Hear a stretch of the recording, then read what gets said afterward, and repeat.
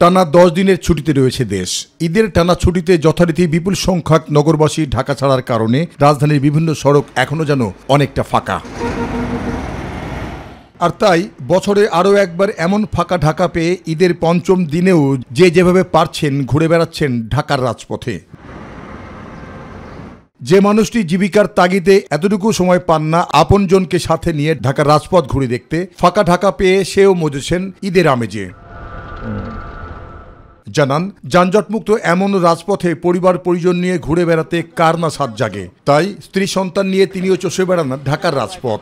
ছুটি দেখে ফাঁকা আছে বলে আমরা একটু ঘুরতে পারছি পোলাপান নিয়ে, এটাই।